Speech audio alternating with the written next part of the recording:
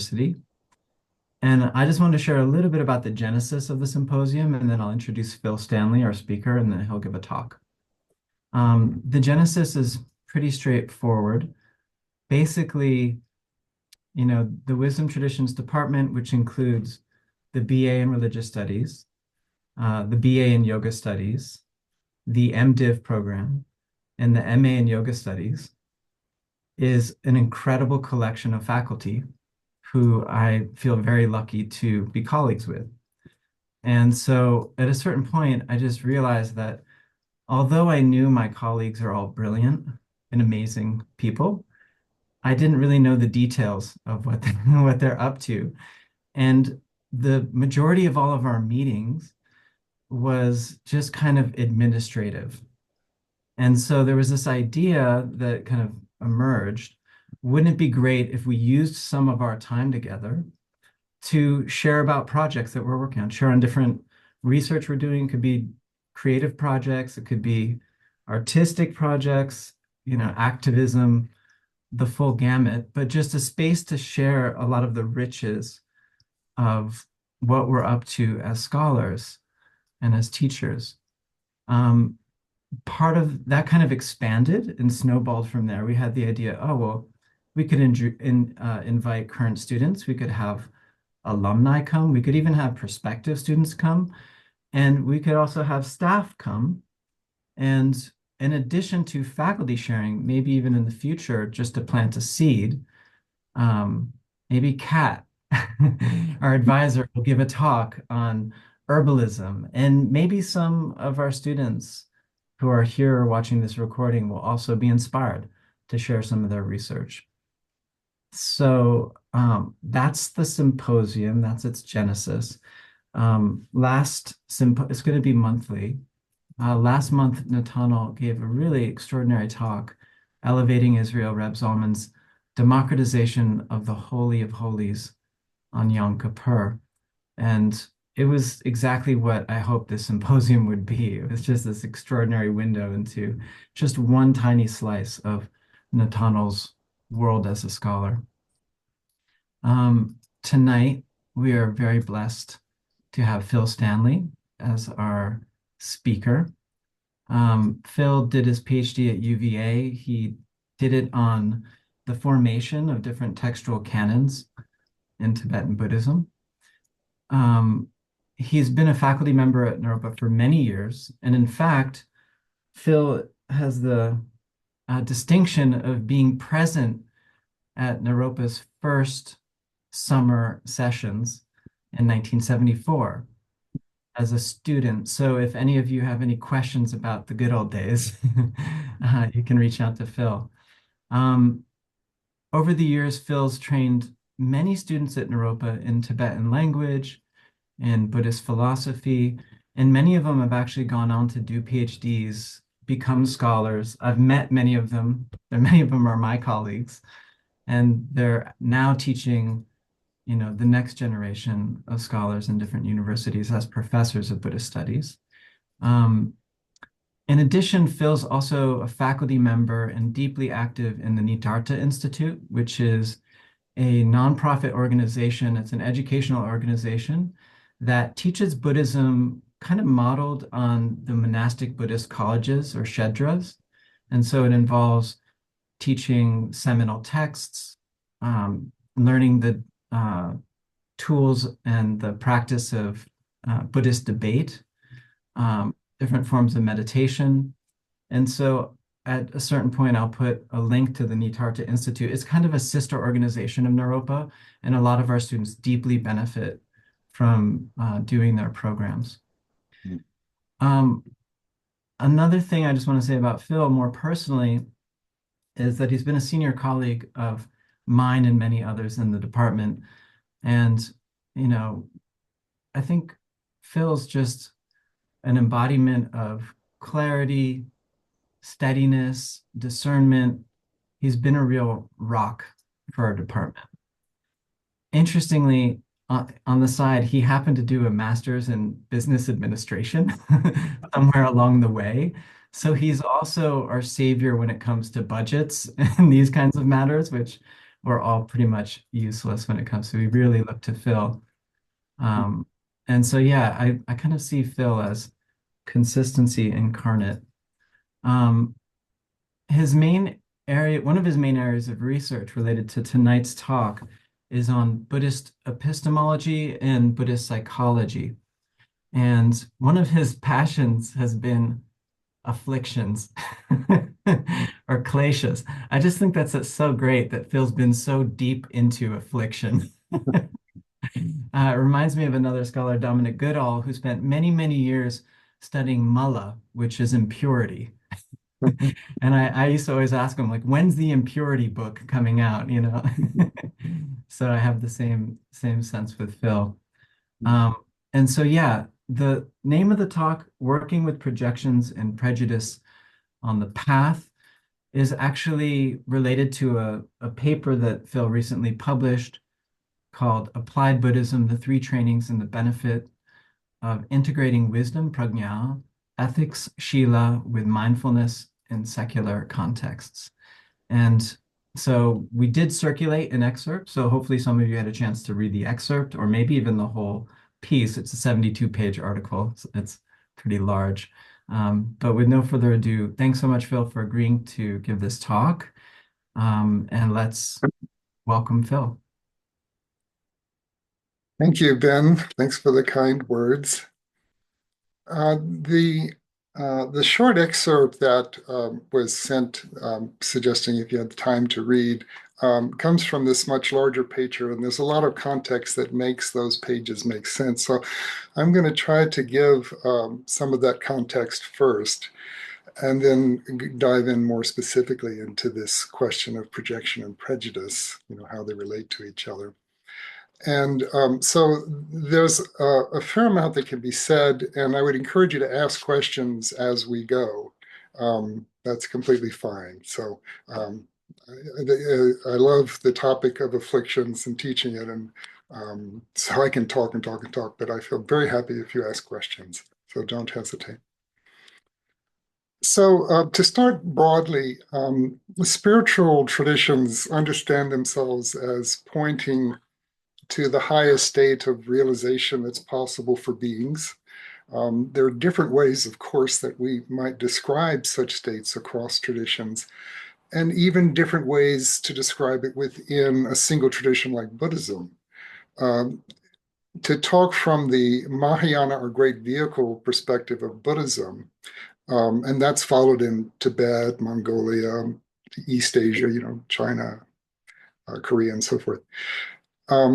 That one might describe the realized state as a non-dual, empty, yet spontaneously present, luminous wisdom mind, endowed with profound qualities of compassion, insight, joyful exertion, patience, and so on. Right? This is sort of classic Mahayana descriptions of what enlightenment would be like for the Mahayana tradition. Now, spiritual traditions provide paths for cultivating, these potential realized states. And integral to the description of these paths are descriptions of the obstacles to these states and the methods for removing the obstacles in aid of realizing, our full potential.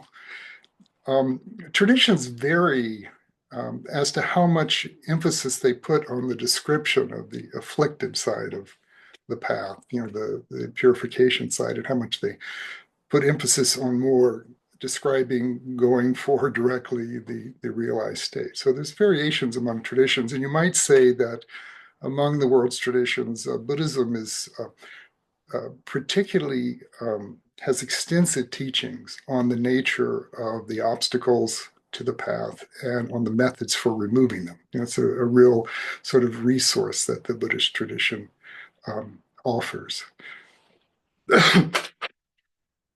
And hence my own long-term engagement with this topic and exploring the Buddhist understanding of this.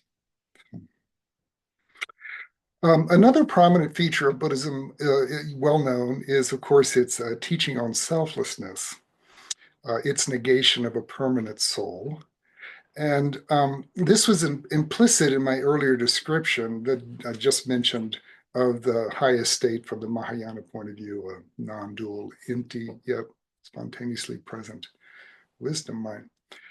And understanding the Buddhist view of selflessness is helpful in understanding how it would endeavor to understand prejudice, how it arises, the causes for the arising of prejudice, and how to work with it. So I don't know everybody's background, so I'll say a little bit about selflessness, which will be known to some of you, I would presume. So bear with me in that case. If one observes one's experience closely, and especially this is done in meditation, that one experiences one's psychophysical continuum as a dynamic, profoundly impermanent flow.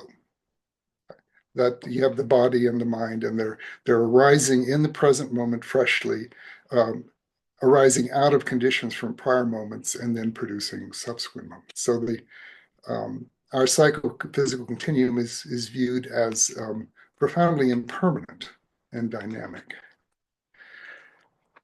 And we can give rise to then a sense of craving for security when faced with such a dynamic experience in our life. A sense of groundlessness can occur in our lives, especially most poignantly when major things happen, relationships end, we lose a job or something, but just moment to moment is also understood to be very dynamic. And that we can have a sense of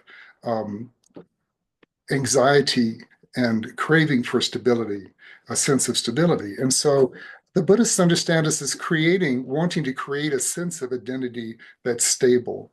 And we typically use our relative situation, the characteristics we find ourselves having and in an environment we're in, and try to make an identity out of our characteristics.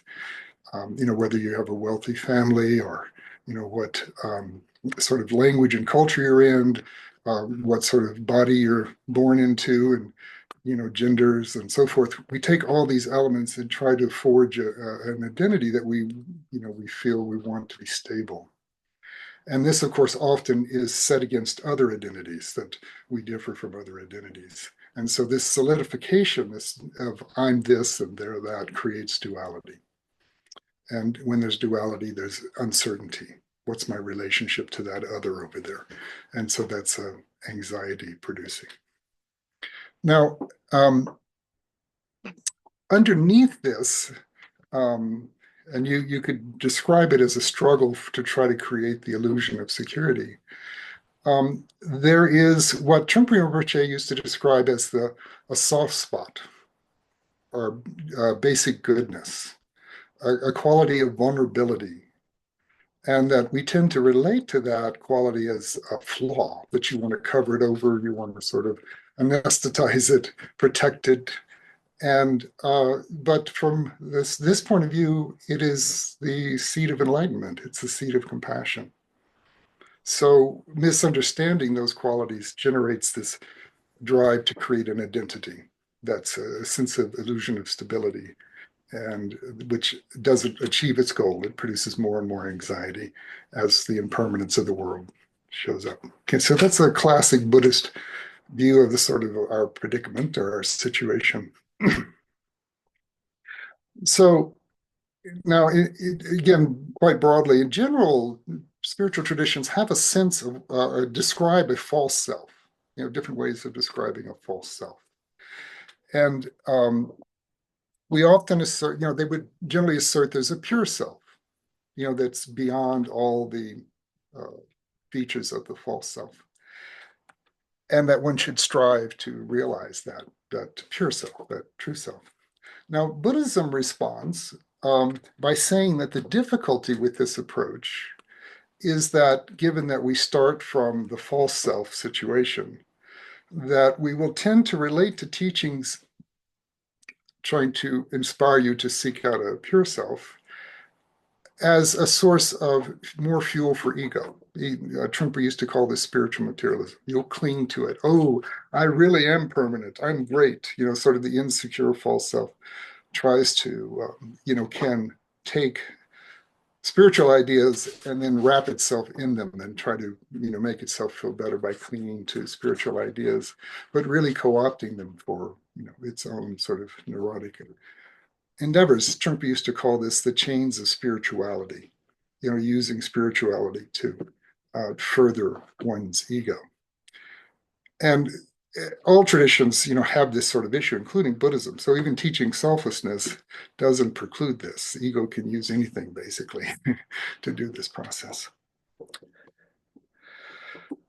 So, from the Buddhist point of view, it's skillful to teach selflessness instead of a pure self, and that you avoid this ego co-opting it and trying to use it to build itself up. So anyway, that's a basic background from a Buddhist perspective. And of course, there's a lot of dialogue to be had here. So now turn to today's topic with that as a broad background. A fundamental model in Buddhism, and I'll share, let me share a slide here.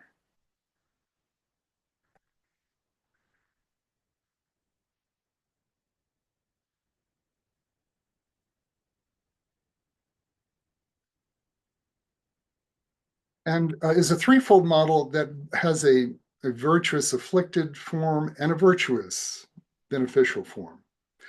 And it goes like this. So first, we have afflicted mental states like anger, jealousy, pride, and so forth. And when we have these sort of states, it tends to lead to intentional harmful actions, karma. Karma means action. And that will lead to painful results, pala. Yeah. And then we tend to react to painful results with new afflicted mental states. And then that produces, that's the idea behind this idea of cyclic existence of samsara, that it tends to fuel itself and just cycle again and again. Now, there is a virtuous form of this, that out of virtuous mental states, you have insight, loving kindness, self-compassion, patience, and so forth, that as your mental state, that tends to lead to intentional virtuous actions, and that gives to positive, enjoyable results. And then we tend to respond to those positive results with more virtuous mental states. And then that continues as, we can go off in that direction. And of course, we often have some mix of these two, these two patterns. And this virtuous model leads to flourishing in your daily life and supports the path of liberation. Now, there's this a question, though, that you might ask, well, how do the afflictions arise? Why do they arise? And this first two models are very commonly taught in Buddhism. Like if you've studied the 12 links of dependent origination, the cycle happens twice in the 12 links, that threefold cycle. It's very commonly taught. However, there is a model for how the afflictions arise that are much less commonly taught. The terminology shows up in the literature, both of foundational Buddhism and Mahayana. You'll see the terms sort of somewhat regularly, but they're rarely explained. And this is a model that you find in the Abhidharma Kosha, the auto-commentary on the Higher Dharma by Vasubandhu. It shows up in the Abhidharma tradition of foundation. Oops, sorry, that's not the right. Sorry about that. Where did that go?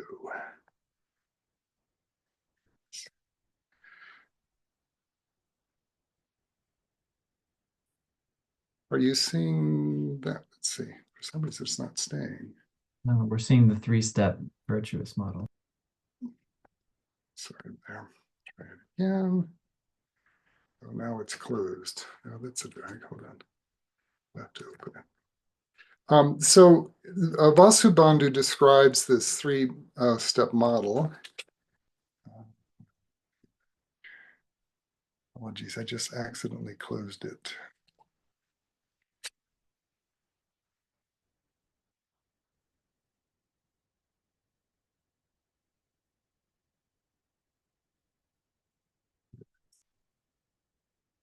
Slideshow.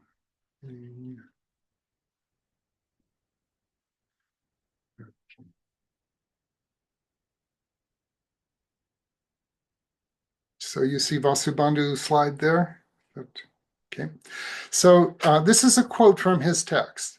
The manifest afflictions, these are the kleśas, arise from three causes. One, not having relinquished one's subtle propensities. These are called the anuśaya in Sanskrit.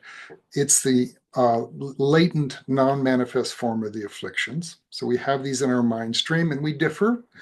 The repertoire of afflicted emotions we have as individuals can vary. One person can be very sort of arrogant, another person can be aggressive, another person can be real craving based, and so forth and so on. So having some of these latent predispositions. Two, the presence of an observed object that tends to trigger you. We differ as to what triggers us. So it has to be a certain type of observed object that we respond to personally. And then the third is improper mental engagement with that object. Okay. So the subtle propensities, the anuśayas, are always present. We can remove them. If you think back over your life, there may have been a period where there was a certain sort of really painful mental state that you had, and that you've really shifted and transitioned out of that, and you no longer are plagued. You might have sort of versions of it occasionally, but that being in this realm often sort of fades away, that we can relinquish these. And this is a crucial fact, that we are not these patterns. They are currently manifesting, and that's what we're experiencing, but we've created them and we can uncreate them, basically.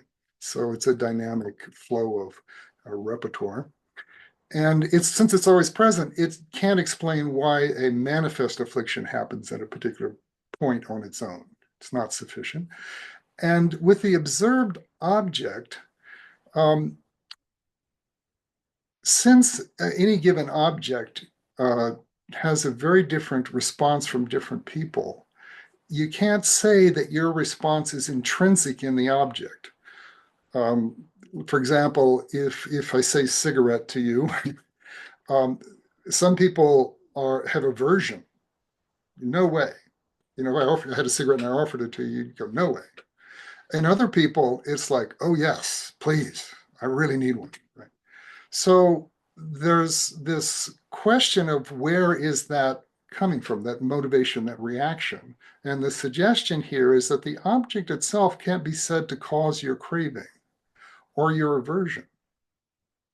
If that were an intrinsic quality of the cigarette, that it causes aversion, then everybody would have it.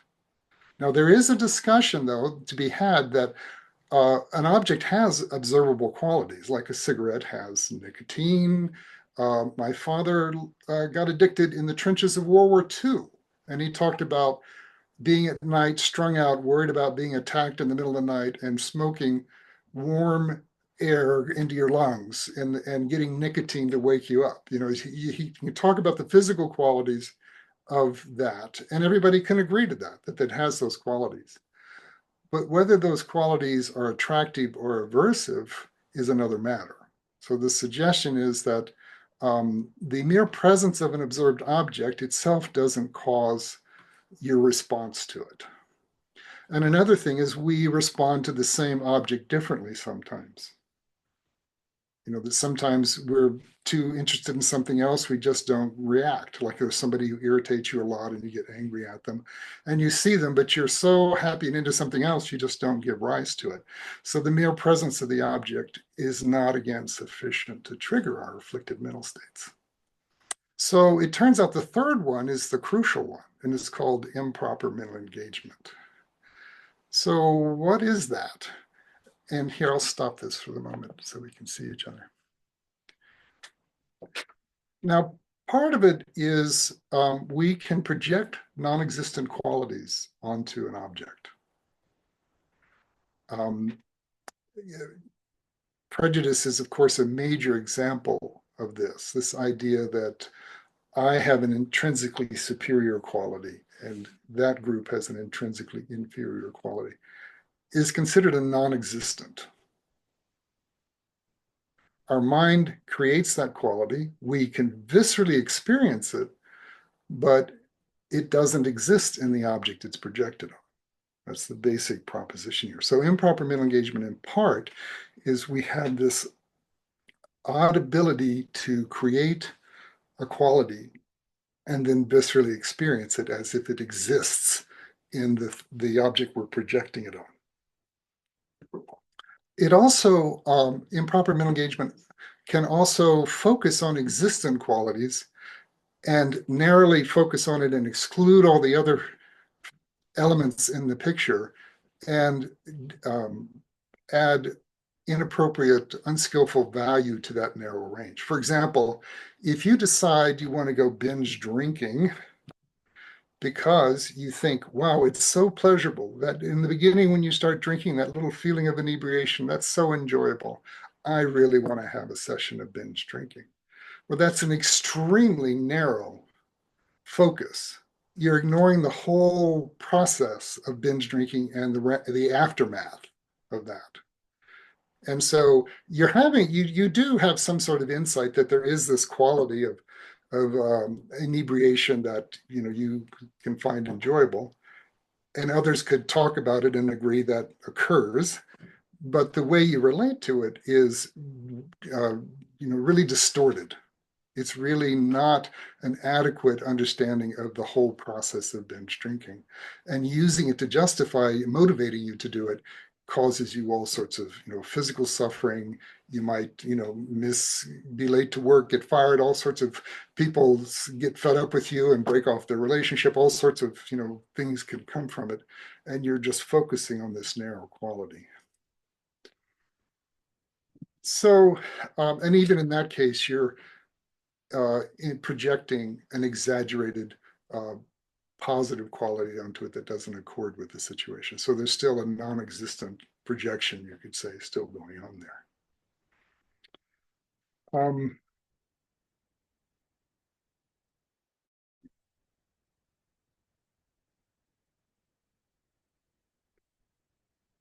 So a key feature here is that the improper mental engagement is a conceptual creation. It's a fabrication that you believe in, because you're not like sensing it. You're not perceiving it through your senses. It's not observable, and other people wouldn't agree necessarily with you. So it's got a quality of being conceptually fabricated, and that this is said to precede the arising of an affliction. So someone, say, turns the corner who you find irritating and you get angry at them. You first just have a visual sense experience, which is understood to be non-conceptual in Buddhist epistemology. But we very quickly identify, oh, that's Joe. You might label it. And then the interpretive projections you have about Joe kick in very quick. There's a very quick process. And at that point, you experience them in terms of this interpretive projection, that they're a jerk, they're always insulting you, they're a bad person, they're unlikable, these sort of qualities that you're projecting onto them. So let me share a couple of pages or paragraphs from the, or maybe I should just hold off there. Are there any questions so far? This is a lot of information. Any thoughts, qualms, questions? Phil, I just want to say that I hope we can actually continue this over more than one session, because in briefly looking through your entire article, its ramifications are actually so far-reaching, I would argue, into so many dimensions of our lives, particularly as it pertains to, kind of the evolution of even psychotherapy and mindfulness-based interventions, and kind of what you're forwarding as ways of even evolving those more recent waves. But I hesitate to bring up the many thoughts and reflections now until you've finished your presentation. Okay, sure. Okay, and as I say, it's completely fine. I really enjoy people asking questions at any point. So So let's look at some of the paragraphs from the short reading.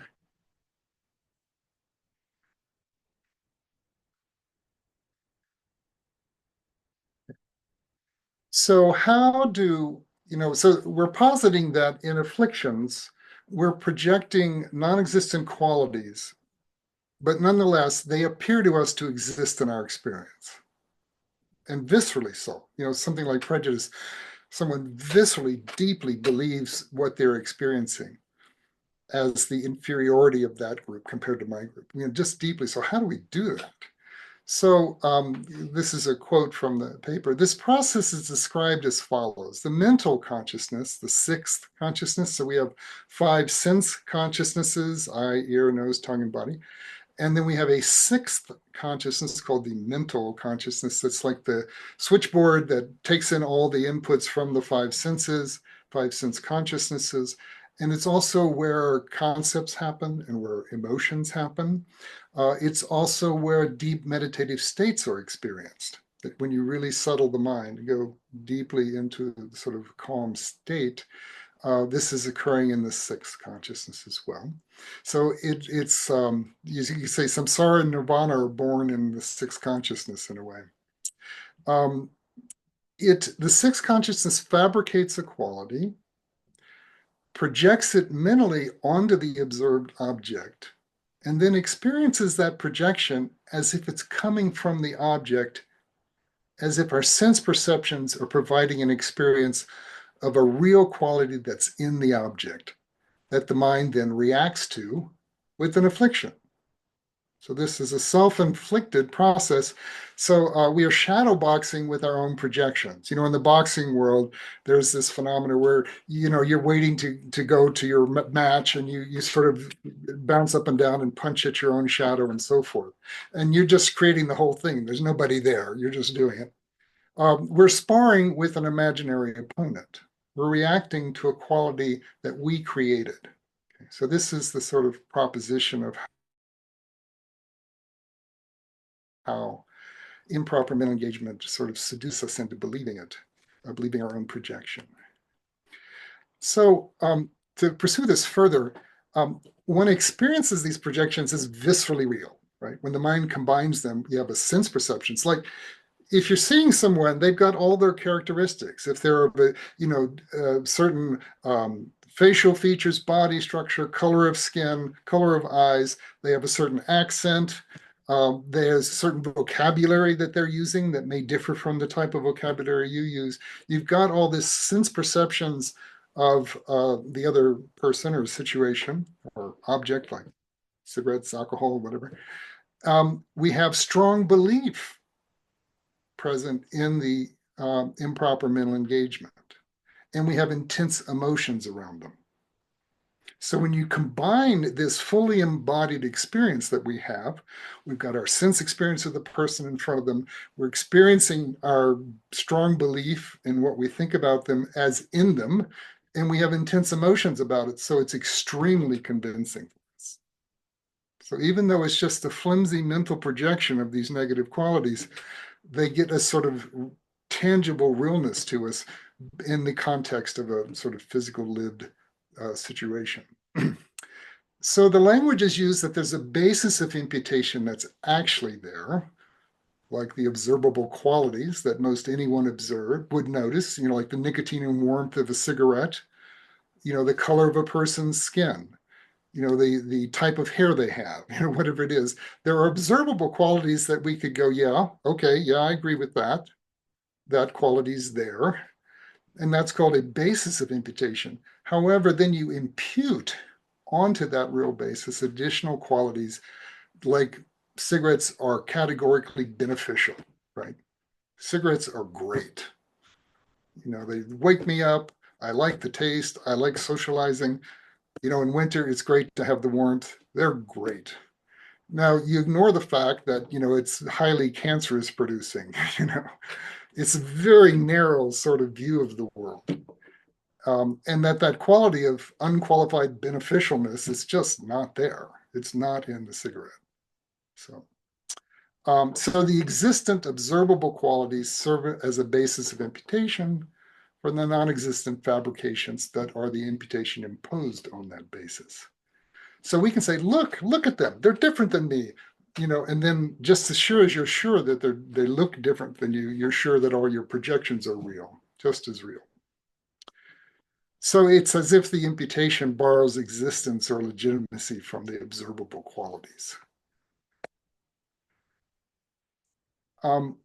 So then, prejudice is a major example of this process. If one experienced pride with regard to belonging to a superior race, this quality of superiority that one experiences, is you feel it's really present in you and is a supposedly real observed object of your pride. I'm proud about these qualities. It's from this superiority is considered a non-existent from a Buddhist point of view. And so too with projections of inferiority, right? Yeah, they may be poorer than you, and whatever quality dimension you want to say they're different from me, but that quality of they're inferior because of all that stuff, non-existent. The Buddha explicitly criticized prejudice, for example, based on caste, the caste system. You can look at the Middle Link discourses. This is the Bhikkhu Bodhi translation, pages 67, 63 to 70, if you'd like to see that passage. So you can see how prejudice takes this process of how we create afflictions is understood as occurring just throughout our daily life. And then prejudice comes, meshes with that. It's a sort of specialized form of this process. So we can do this like with our partner, your significant other. We can have these processes of projections, negative projections on each other, or children, or friends, or bosses, or so forth.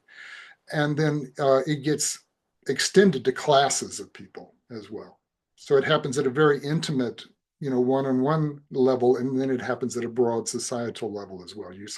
They get meshed, intertwined. So typically there are real observable qualities that one associates with, one's superiority or their inferiority, such as the color of your skin, hair, facial features, your parentage, your accent, the educated way you speak, just all these qualities that we can observe in each other. And we take them to mean something, that is like superior. I'm superior, they're inferior. So some portion of these characteristics, not necessarily all of them, can be commonly observed and agreed upon, as existent. Different people could agree, yeah. But the value judgments placed on them, such as intrinsic superiority, is not observable, is not seen by everyone, is not agreed upon. And so it's understood to be an imputation that's non-existent. Okay. Now, so I've been describing sort of this internal mental process by which we believe in these things. We have belief in a projection, interpretive projection. We have sense perceptions of all the characteristics of them and me and all this stuff. And we have strong emotions. We have all these elements. So that's the sort of inner psychological components that can contribute to prejudice. I'm insecure. I'm I feel a lot of self-deprecation. I've not been successful in my life. I'm feeling bad. But, and then you join, the white supremacy group and you feel like, yes, I'm a white male and so forth. So that this inner struggles of afflictions and so forth start getting tied up in social discourses and use social discourses to sort of work out its own internal struggles. But of course, in describing all these elements of the inner sort of psychological processes, there's a lot of other factors going on: economics, social class, power, identities, group identities, and so on. So the inner processes that we're talking about here get caught up in these broader societal structures. And they combine with the sort of vividness of your own lived experience, so that you really believe in the storylines that you're absorbing from the general culture. It sort of interweaves with your own inner dialogues. So the process of struggling to create identities, to reassure yourself, to feel good about yourself, gets caught up in these social narratives. and you use them to try to reinforce your own inner process. And in the same process, you're reinforcing their existence on the social level, their perpetuation on the social level. So there's this deep interaction between the really intimate personal level of psychological processes and the broad social dimensions of structures of oppression and so forth. And of course, viewing people as different is that whole process of projecting otherness is considered to be very much the improper mental engagement, a fabrication of the mind. And in the Buddhist tradition, you frequently talk about dependent origination, how deeply entwined everything is, and that we aren't discrete entities, but we're dynamic beings. And to go back to that sense of soft spot, that there's this deep sense of humanity, shared humanity, that is available to us, and realizing how we're just deeply interconnected with each other. So there's a whole other way that when we relax this effort to create an identity and security and so forth, that what emerges is this tremendous ground of well-being, and this basic goodness, as Trungpa used to describe it. So underneath it all, there's this capacity for these really what we view as amazing states of development that humans are capable of. So I talked about this section about the deeply intimate and the social being deeply intertwined. So let me stop.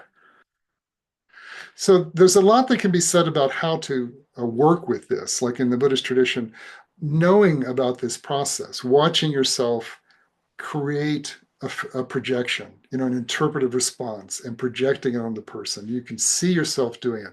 Or when you give rise to the affliction, you can wake up, become aware that you're doing that, and you can see the interpretive stance within it, the harshness, the anger, and so forth. And if you proceed to an intentional action, you can watch yourself and wake up and see yourself sharpening your knives, that you're forming a non-virtuous mental intention, and how harmful and ungrounded it is. Or if you follow through and do it, you get the consequences, and you can wake up, when someone insults you in public, and if you have a flash of you insulted them the other day, you see the patterns of it, and you realize you have responsibility and don't just blame them and respond with afflicted state. So at any point in the afflicted process, from the creation of improper mental engagement to the arising of an affliction, to the arising of non-virtuous mental intention, to following through with that and experiencing the result, within meditation, you see these patterns. We often play the storylines to ourselves within a meditation session, and you begin to see through it. You see how it works, how much pain it causes, and you then start seeing it in daily life as well, and you catch yourself. So you start shifting it. You start not believing it. You start becoming more skillful at not doing it at whatever stage you wake up to. So there's all sorts of stages in which we can interrupt this pattern and start creating new ways of being instead of just perpetuating the habitual pattern. So that's a sort of whole 9 yards there. By all means, please. Great, that's great. Maybe just as the host, I'll moderate.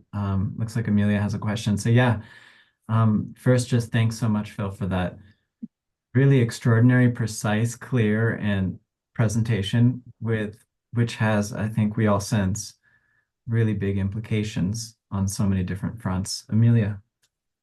Yeah, thanks, Phil. Just reflecting on what a treasure you are in our department, and just your knowledge of this and how deeply you've gone into this is such an honor to have you with us in our department. So thank you. And it's fun. I was actually teaching this morning in a very introductory way about the aggregates, the 5 aggregates, and the whole process of what we think we are, and particularly the process of perception and the information that comes in, and how that process can reinforce fixed sense of identity, and that has so many implications for oneself and others. whether it's sort of attaching to the self in an internalized way, and which can be, narcissistic, or it can be internalized depression, all these different ways that we can attach to a fixed sense of self. And I'm curious, what your recommendations in terms of practical engagement through meditation, through Buddhist practices, like what practices are helpful and useful in developing the ability to be able to start to recognize that in oneself, because so often it's so automatic because it's so deeply ingrained. And I made some recommendations, but I'm just really curious about how do we work with this? How do we, what does the tradition offer in terms of practice to work with this patterning that's happening in our experience? As I mentioned at the very beginning, that the teaching of the three causes for the arising in affliction are sort of rarely taught. The terminology like improper mental engagement, it'll go by. If you're reading a Theravadan text or Mahayana text, you'll see it go by. And almost never is it explained, and the three of them are never presented together. But what's interested me is over these years of studying this, when I talk to experienced meditators, they go, I couldn't have said that, but I know what you're saying. It's like they figure it out. If you meditate enough and you watch your mind enough and you see these patterns and you're shaking your head as you watch yourself doing it, it's like, why am I doing this again? Yeah. That you get to the point of, oh, I don't need to do that. That thought, that's wrong. I should be that my boss is in a lot of pain. He's not just an enemy jerk. He's in a lot of pain, and I could have compassion for it. It's sort of, you figure it out over time. If you meditate enough, you get to know your mind enough, but they don't have the language to necessarily say it. And when you say the language, they go, oh yeah, I understand that. I may not have said that, but I understand it. So one of the things that I love about this is when you share it with students, they go like, oh yeah, that makes sense. It's not like you're trying to talk them into anything. It's like you're not even like weirdly religious by trying to get them to believe something. They go, oh yeah, that's how my mind works.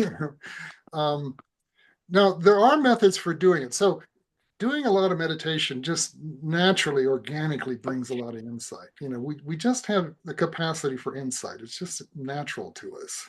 And if we listen to ourselves, often we don't listen to ourselves. We have these insights, like the person who's got binge drinking. The part of them knows better, and they still do it, And then someday they finally get to the point where they listen to themselves. So, but there are some methods, like in the Mind in Its World course. I use contemplative inquiry, which is a three-part, it's insight meditation. It's a form of insight meditation where it's got three parts. The first is calm abiding, you settle your mind. The second part, you investigate something. So there's some use of conceptuality, but it's within a meditative sort of space. And then at the end, you relax, you just let go and just relax. And you don't even need shamatha, a calm abiding technique. If you're able to do it, just abide.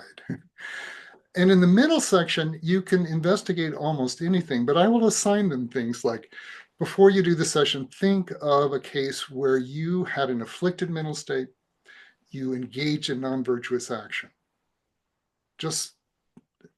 And then go into a session, and I'll often give them some prompts. They can read it if they prefer. I'll lead a guided recording if they want to do that, and invite them to explore actual examples in their own life and get to learn how their afflicted mental state led to really harmful intentional action. Or I'll say, take an example where you had an afflicted state. What was the improper mental engagement that preceded it? Look into that. So you're asking them to actually look into how their experience works. And they have epiphanies in the middle of this sort of, they also have epiphanies just studying the material and so forth, but there's something about the contemplative space that really helps them. And then another method I use is Trungpa Rinpoche used to structure most of his talks based on ground path and fruition.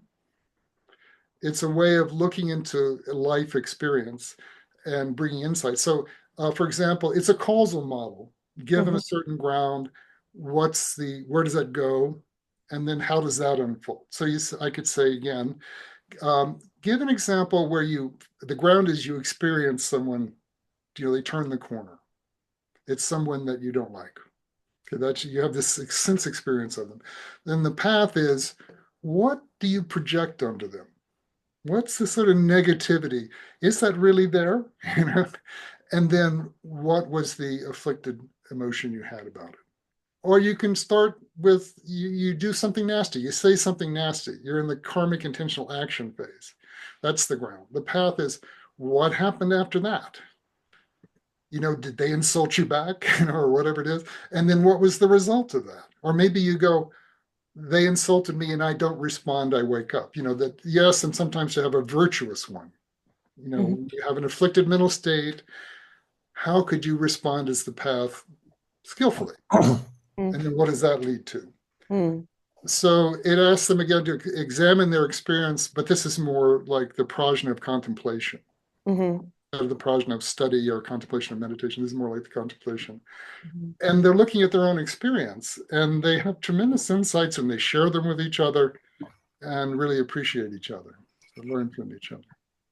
So those are 2 methods I use in the Mindfulness World course. Great. Thank you. I see Gabby has her hand up. Thanks, Phil. Sure. Yeah. Hi, Gabby. Yeah, so I'm just putting this together with all of the different things that I've studied and teachers that I've been listening to, and there's like this repetitive residual self-image narrative that we bind to and that we project onto, and that is like that imputation. And we project onto ourselves, exactly. Right. So like all narrative of experience, but there's a teacher that I listen to his name is Robert Bea, and he talks about the image that we create around people, situations, emotions, whatever the attachment that we're clinging to is, this image that we create. And I'm just curious about your, maybe opinion about utilizing emptiness as a way to deal with these kinds of things. What he teaches is like seeing this image being connected by entry points. Each one is a memory that we've attached to that is that either was contractive or opening for us. So there was either a contraction that happened that created a memory, maybe it was like within the nervous system, or just reactional awareness that was either contractive or opening. And then we connect all of these different entry points to create the image of the person, of the situation, of the emotion. But going into each one and realizing that our perceptions were actually incorrect all along and dissolving that into emptiness. And obviously, like, emptiness is empty, and that's a whole nother world. But yeah. I'm just curious about your, Yeah, I think that's an excellent connection, that you see the fabricatedness, the emptiness, the ungroundedness of a lot of these projections. For example, if you procrastinate, I work with students a lot, and some of them really have struggled with procrastination, and they really self-deprecate themselves. So there is a basis of imputation there. There is procrastination going on, right? But that's not a permanent thing. That's what they're enacting. And if they stop enacting that, it's no longer a quality. It's no longer something that's there. So you can't say the procrastination is non-existent, but you could say you thinking I'm a terrible person, a lousy student, I'm stupid, I'm not a good, those things, no, that's added onto the situation. They are empty. They're not real. And if they allow themselves to, for example, I'm always telling students, why don't you enjoy your assignments? Let yourself enjoy them. And then poof, the procrastination goes, and they find they're really good students. I had a student who was a mediocre Tibetan student for three years or 2.5 years. And the last semester, something clicked, and he was amazing, just incredible. I was like stunned. And so there's this image of him as a sort of lazy, mediocre student, and then suddenly, boom, this thing comes out. So it wasn't true, that he was a poor student, but there was, poor grades on papers. There was, observable things going on, but it wasn't an intrinsic quality of him. Yeah. So the emptiness is really well said. Yeah.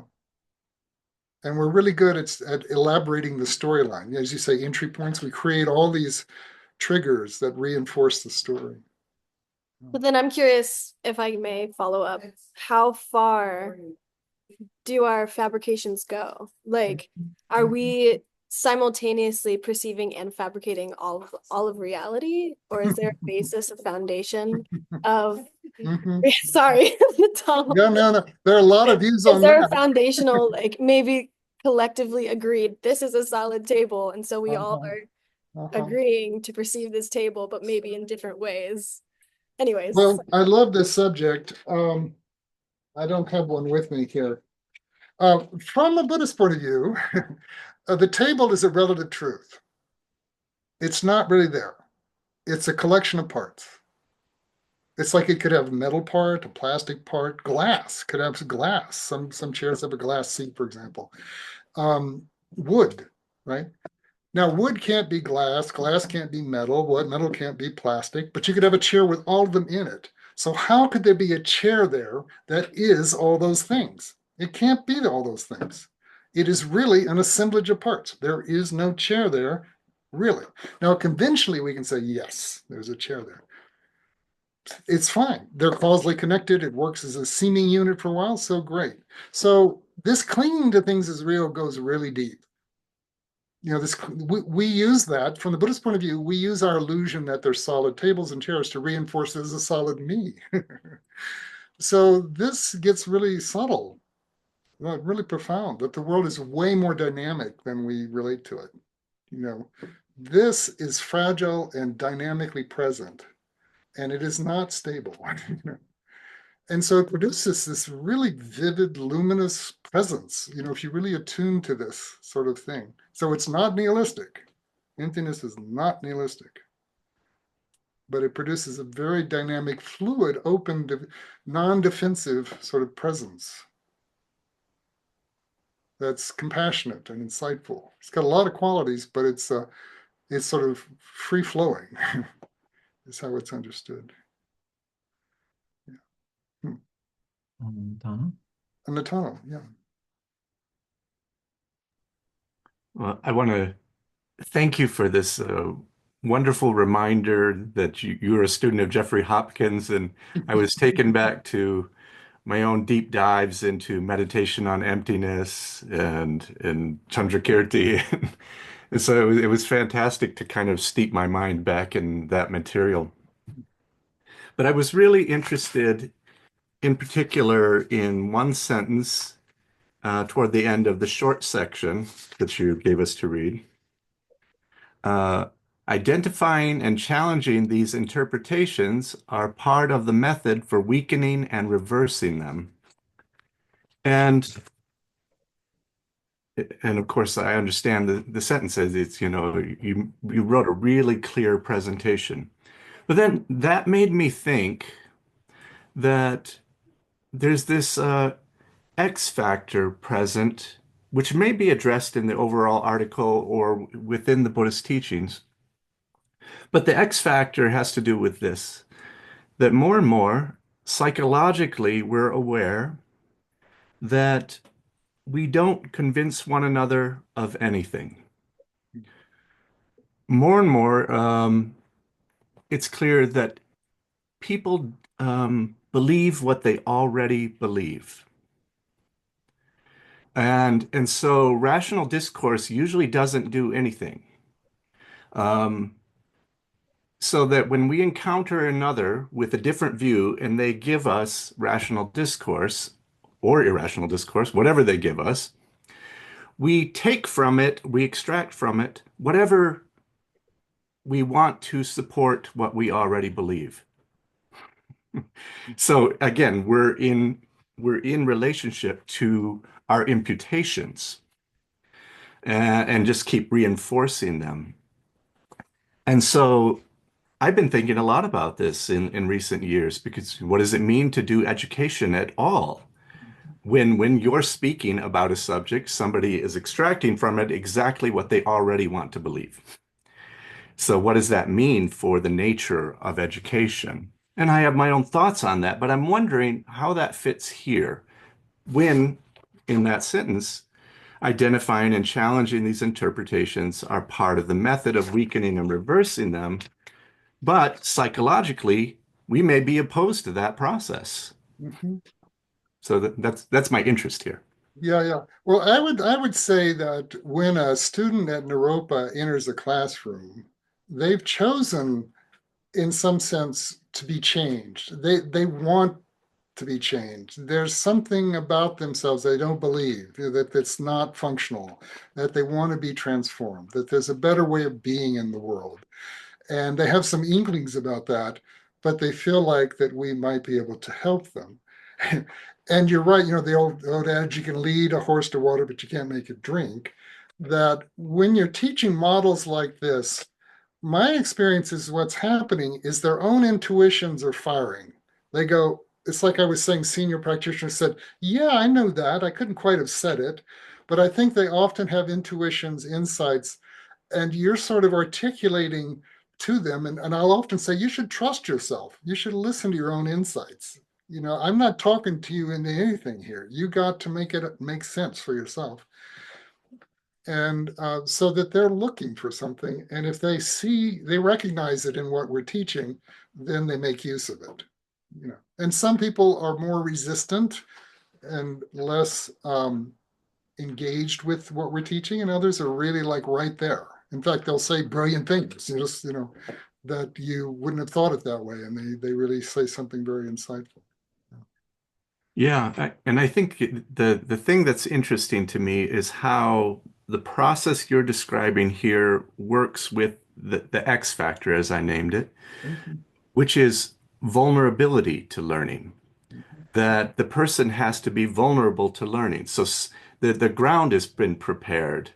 So this works as an excellent process when they're vulnerable. And so those two things have to be paired, and they are on the path. The kind of things that happen to you in your life that set you up for the being vulnerable to this kind of presentation of reality. But I just, I think that's where the magic is, how these two things work together. Yeah, from this point of view, students often experience difficulties of different sorts. Whether a parent dies and they were really tied to the parent, or their meds are out of whack. There's something going crazy with their meds, or they have a roommate who's just really neurotic and it's just making their life, or they have all sorts of financial difficulties. They get in a crash, they're in a hospital, that often tremendous learning comes along with that at the same time. It's like their life is not really separate from their education. Although it's up to them if they share it.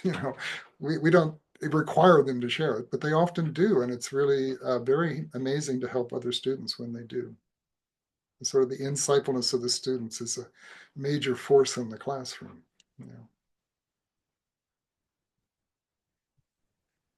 Prabha? Hi, thank you very much, Phil.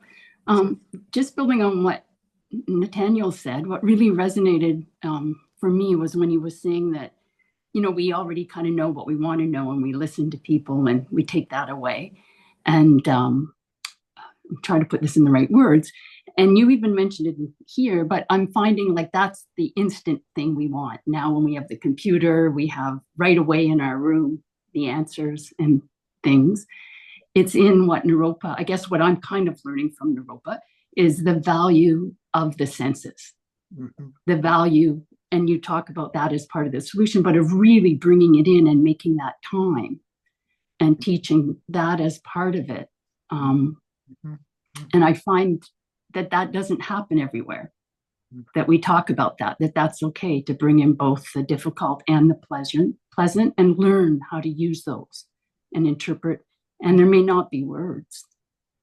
So Yeah, that reminds me, I had intended to mention it, but like when you talk about afflictions, you're like that person's a really angry person or something. Um, it's not from a point of view of judgment, like they're a bad person. It's a really pragmatic that Mhm. that's what they're experiencing. And how do we work with that now? Given that that's the situation, where can you go with that would produce a more beneficial experience in life, a sense of well-being? And so it's not judgmental at all. It's really you care for the angry person instead of resent them. We normally resent them. Yeah. So And I this, guess what I'm hypothesizing is to find that caring is really you need to go into your own senses of where is that hitting me, and what is that bringing, and just use that broad array. And yeah, it's just very pleasant. Thank you so much. It's nice to hear Sure. the overlap within the wisdom department of Oh, where sure. it fits with what Ben's teaching us too, and Mhm. what we're learning. So Yeah, students will often comment, I was involved with this therapeutic process and they had this certain model and this has connections to that. And I'm always saying, well, if this is a good description, if this Buddhist model is a good description, other people are going to think of it. They'll have other ways of saying it. It may not have all the components or whatever that Buddhism is saying it, but no surprise that it will show up in other either spiritual traditions or psychological traditions. It's like the human heritage. This belongs to all of us. Buddhism happens to be very good at describing it, but yeah, yeah, there's a lot of overlap between traditions. Not to say they're the same, but yeah, a lot of overlap. Yeah. thank you. Yeah. Nick. Hi, thank you. Hi. This has been fabulous. Um, I wanted to ask about if afflicted mental states in the negative are like by imputation. Like, do we see this in the same way in a positive sense? You mentioned emptiness wasn't nihilistic, but it, I'm wondering if you could talk about like if, the imputation of virtuous states is somehow like simply pragmatic as a means to an end, or how that kind of balances with afflicted states. Um, One of the things I love with English translations of some Sanskrit terms is, for example, virya or energy, exertion, that Western translators will often translate it as joyful exertion. And this is sort of my understanding of the Buddhist view of virtue, that you realize that acting non-virtually is really painful, causes all sorts of consequences. And you realize you're happy when, if you're dealing with a difficult person, you're patient with them, or you're generous to someone. There's these marvelous TV ads by the Methodist Church, I think it is, where there's a person struggling, there's someone trying to help them, a complete stranger, like a bus pulls up, she's got a perambulator and she's like stunned, what's she going to do? It's got 3 steps going up. And another guy there, just no relationship to her, just helps her bring the perambulator into the bus. And then there's a third person watching and just appreciating them, just like admiring the natural kindness of the stranger helping the mother with the child. So that's a sort of Buddhist view of virtue, that you delight in it. Once you figure out how the causality works, you go, why would I want to respond to his aggression with arrogance? What? Why would I do that? So you would naturally be patient. You'd feel sympathy for this angry person, or whatever it is. So that virtue is not this sort of heavy duty external, you should do something, but it becomes something that you're drawn to do. And being non-virtuous is something you go, why do I want to do that? So does that make sense? Yeah, I suppose I was wondering like at a certain point if you're seeing ground specifically and like you can impart virtue onto something like, oh yes, of course, joyful exertion, like that is nice. Is that like equally as a projection as like an afflicted state, I guess is the ultimate. Well, I would put it this way, that the litmus test here is the way you're viewing the situation generating an afflicted mental state or not? If it's not, then it's skillful. Like if I'm generating, if there's an angry person at work and I'm feeling sadness about the suffering they're causing in the department or the workplace. I feel how underneath it all, there's a lot of self-hatred or, whatever it is in the person. I feel compassion for them. That's the sort of giveaway that the way you're understanding the situation is in accord with the situation. On the other hand, if you're getting arrogant, aggressive, jealous, all these stuff, you're interpreting in a way that just isn't in accord with the situation. Sure, sure. So it's very pragmatic, it's like, how does your mind actually experience what you're doing? So there's a need for self-awareness that if there's pain and suffering that you're experiencing, well, what am I doing here to contribute to this? And how could I shift that? I don't know if that quite hits everything on your mind there, but. No, yeah, thank you. Thank you.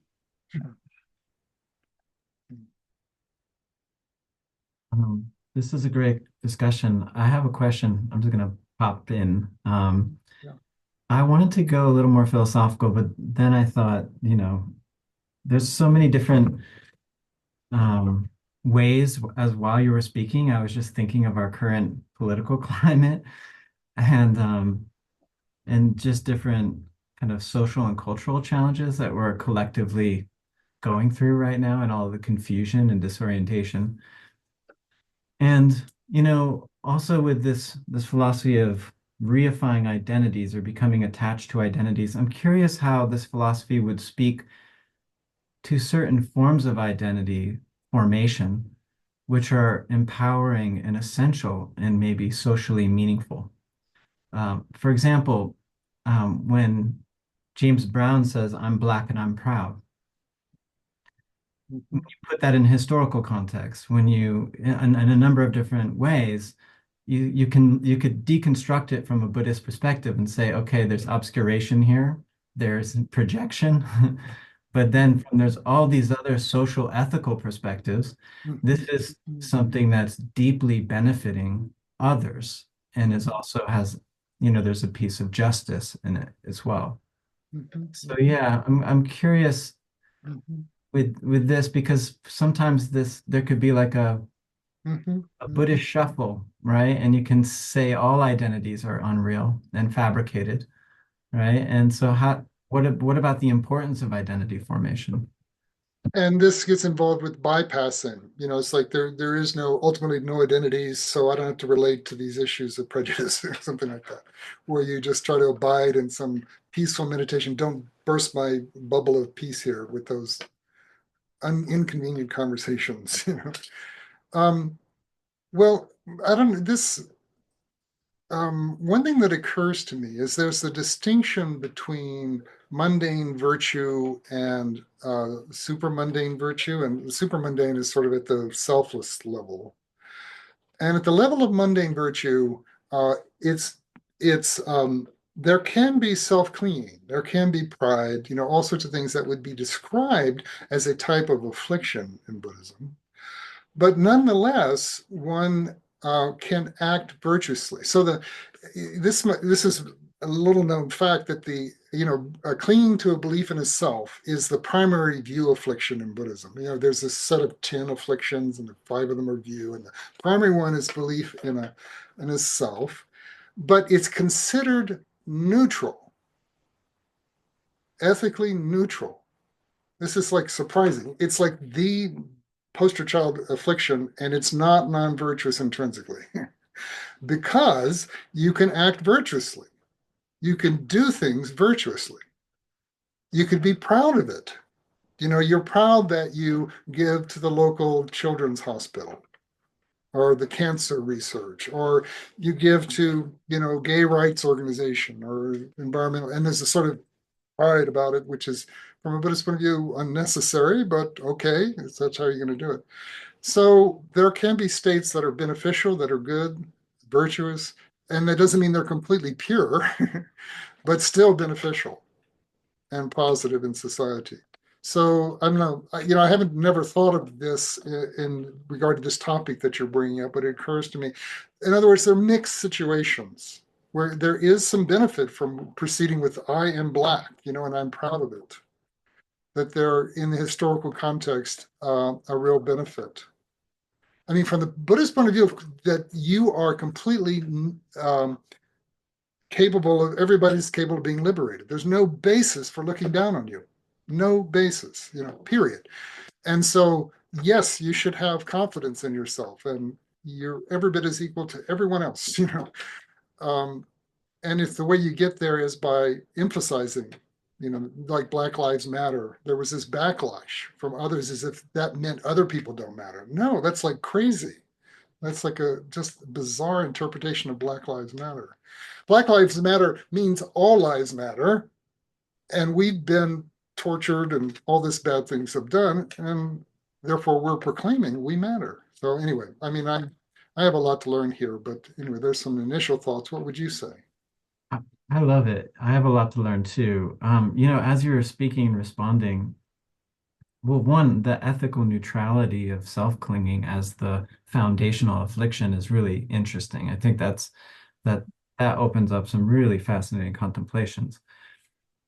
For some reason, as you were speaking, I was thinking of actually when Trungpa encouraged Ginsberg to embrace aspects of his ego. And, Ginsberg wrote a poem, Ego Confessions, and it's great. He's going off, he's saying, I'm the one who gave the secret whispered message to, like with one thought, I took down the tyranny of the CIA, so it's poetic, it's literary, but there's, you could say, the aesthetics of bombastic imagination that I think actually Trungpa appreciated. So I wonder if that somehow fits into this as well. I guess it depends on how you're holding it, of course, right? That triggers another thought. In Vajrayana, in the esoteric tradition, there's a thing called pride of the deity. And the deity is the enlightened form of all beings. It's understood to be your very nature. And it's like this, it's got all the symbolism of everything on it, represents wisdom and compassion and skillful means and all sorts of enlightened qualities. And then the Vajrayana practice is visualizing yourself as that deity. And they say, have the pride of the deity that you are an enlightened person. You have that capacity if it's not fully manifest now. And is that quality partly present there when, you say, I'm proud of being a Black person? Isn't that in some sense, there's an enlightened element in there, you could say, of pride of the deity, as well as maybe mixed with some other stuff too, but a deep conviction of your, worthiness as a human.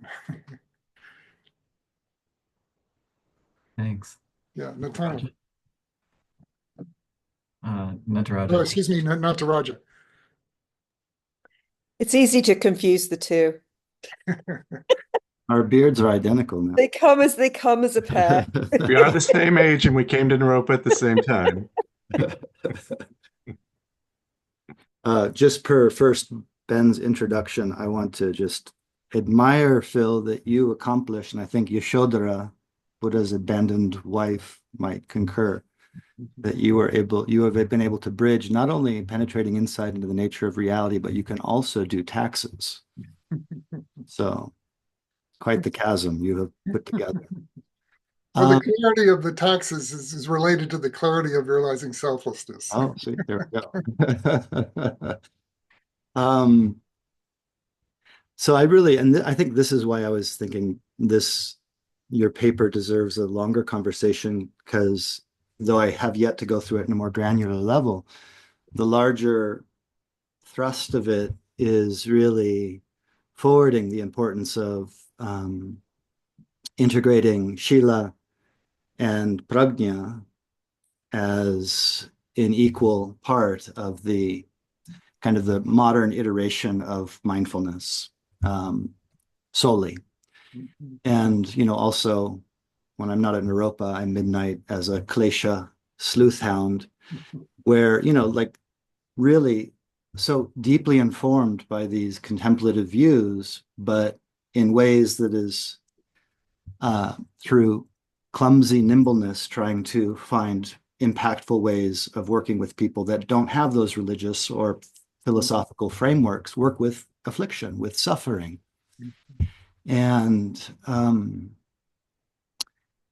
just like in psychology, it's very simplistic, but we've kind of evolved from behaviorism, to use your analogy of binge drinking, which is just like bad dog, don't do, to cognitive behavioral methodologies. So really kind of looking into the root causes of our attraction to binge drinking, to now what, is this more recent wave that is very much integrating and informed these mindfulness-based views. But I think really what I'm taking from, at least what I've seen in your paper so far, is that by itself is still incomplete if it's not informed with wisdom and ethics. Sometimes I feel like, even similarly in the yoga world, it's the analogy that comes to mind is, like using a space shuttle to get from Boulder to Denver. It will get you there, but it can also take you so much, further. And so similarly with mindfulness, I think even it's been divorced from its roots, which was really, sati and smriti, which is to remember what brings about wholesome qualities in the mind, remember the Dharma, the four reminders, etc. But more, it's been integrated more just in terms of calm abiding, or a quality of important qualities of ease and presence and emotional regulation, but by themselves aren't as far-reaching as when framed in a larger view. So what I take from your question is really one of how do we integrate these vastly impactful insights, but in a secular world that is impactful, per Nathaniel's points of not just, because, when I'm sitting with someone in a counseling context, if I bring forward, the nuances of Vaibhashika or Sautantrika's nuances compared to Theravada, it'll be glazed eyes and zero impact. But if I can, go back to the empirical roots of these traditions, like, causes of suffering and kind of methods to working with those in impactful ways, that's where the juice is. And I think so I almost felt like your paper is really surfacing a view for the next kind of development of the integration of contemplative practice and mindfulness in a vast swath of integrative paths. Is that fair? Yeah, well said. I mean, there are already trends, as you noted, and as I discussed in the paper, of them adding more ethics in particular, less of the you side. But so there is this natural, organic waking up that they could be more effective if they had more elements involved. Ethics being easier to add than view. But I mean, we've been exploring Buddhist view here. This whole thing about improper mental engagement and afflictions lead to intentional action, lead to results. You can talk about that in a way that doesn't sound religious at all. You can propose it as a model in a non-secular space, and you're not trying to talk them into becoming Buddhists, that they can experience it as a proposition. Here's a proposed model for how your mind works. Right. What do you think? What's your experience? Does this connect with your experience? So I think there's a way of presenting models, and therapists are doing this all the time. They've got a model of psychology when they're trying to be a therapist, and the client is invited to use it to help them. So in the same way, Buddhist teachings could be used that way without without implying anything about you should become a Buddhist, or even feeling like it's religious. It's very possible to do that, but it'd be deeply Buddhist informed at the same time. And I think ethically it'd be good to acknowledge that. Often people aren't even acknowledging that they're drawing from Buddhism. But the whole point of view is not normative. You should believe this. I'm going to tell you this model and you should believe it. No. Here's a model for your consideration. Compare with your experience. What do you find? Does this help you? Right. That sort of exploratory, non-normative approach to sharing Buddhist teachings, I think, could work in a secular environment. I just want to recognize that we have 2 more minutes in our session. I want to respect Phil's time. I myself have a meeting in 2 minutes, so I have to run. But Phil, would you be willing to stay on a little longer if there's any Sure, follow-up? sure. If anybody has a question, be happy to. Let's see. I met most people. Grace, are you a student? Are you looking into admissions or? No, I'm in the MA Yoga Studies Oh, program. okay. Yeah. Yeah, thank you. Yeah, sure. Yeah. Well, I just want to say thank you so much, Phil. Maybe we can all thank Phil for this extraordinary talk and conversation. And yeah, that was amazing. Really, really rich on so many levels. Yeah, thank you so much. My pleasure. Thanks for everyone for coming. And keep an eye out for future symposiums. Maybe we can officially close with a bow. Can I say one thing before we go? Yes, I yes. want Ji Hung to give a presentation on the Buddha's astrological chart. That has to be a future one. Has to be one. Awesome. And Yashodras.